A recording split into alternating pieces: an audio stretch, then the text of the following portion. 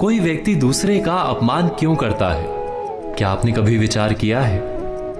वैसे तो हम भी बिना कारण बहुतों का अपमान करते हैं।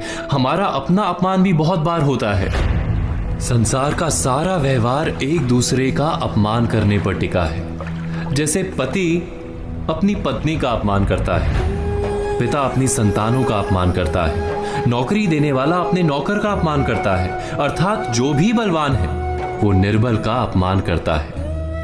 यदि हम शक्तिमान हैं तो अपमान के बदले में लड़ाई करते हैं, और यदि लड़ने की शक्ति नहीं होती तो हम अपमान सह लेते हैं, स्वयं को निर्बल और असहाय मान लेते हैं।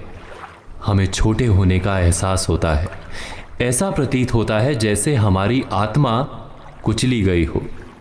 किंतु कोई किसी का अपमान क्यों करता है?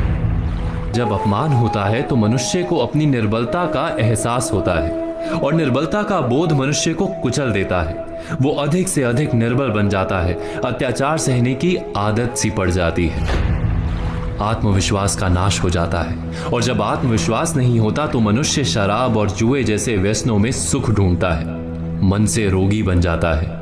आखिर किसी भी मनुष्य की ऐसी दुर्गति कोई क्यों करता है? अपमान करने वाला वास्तव में क्या सिद्ध करना चाहता है?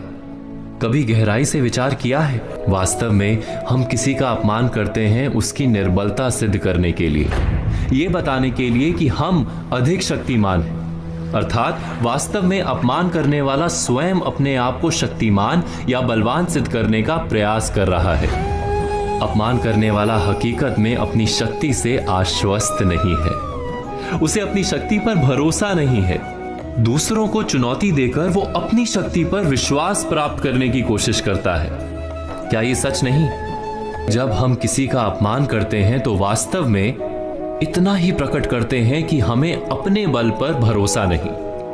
हमें ये संसार एक अविरत संघर्ष प्रतीत होता है, कभी ना रुकने वाली एक जंग सी दिखाई देती है। हम अपने निकट आने वाले सभी को प्रतिद्वंदी मानते हैं, फिर वो पति या पत्नी ही क्यों ना हो।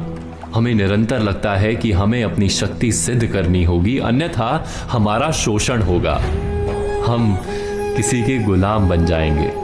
किंतु क्या हमने कभी विचार किया है कि दूसरों को प्रतिद्वंदी अर्थात दुश्मन मानने के बदले कलीग मान लें, हमारी सहायता करने वाले सहयोगी मान लें, अर्थात दूसरे व्यक्ति को प्रेम करें तो उसका अपमान करना आवश्यक ही नहीं होगा। किंतु प्रेम करने के लिए आत्मविश्वास आवश्यक है। जिसे अपनी शक्ति पर विश्वास नहीं, वो प्रेम कर ही नहीं सकता। अर्थात जिसका हृदय आत्मविश्वास से भरा होता है, ना वो अपमान करता है, ना अपमान को स्वीकार करता है। क्या ये सत्य नहीं? इस तथ्य पर विचार अवश्य कीजिएगा।